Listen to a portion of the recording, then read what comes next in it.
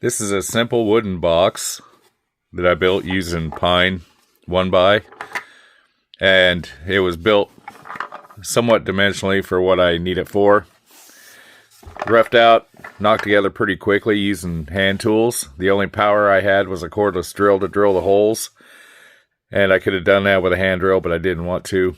It's all doweled together,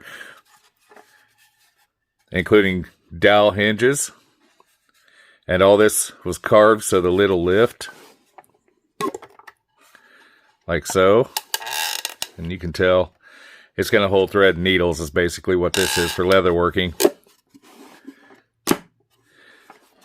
Holds together pretty well, but I decided to secure it with a couple of nails and hand twisted cordage, which is relatively easy. Bring it across and under and pull it.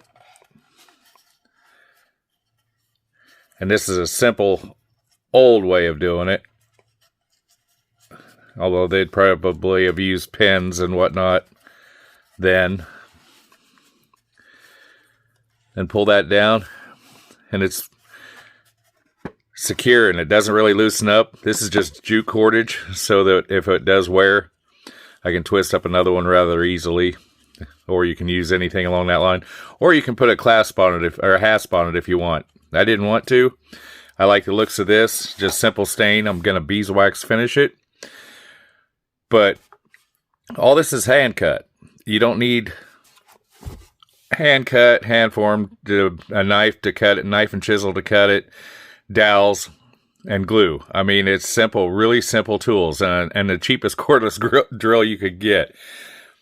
So you don't really need a big shop to build stuff like this. You can do it. There's a few clamps involved, but I mean, you can twist cord around it to clamp it all together if you need to, because the lid was clamped down when I was drilling the holes for the dowel.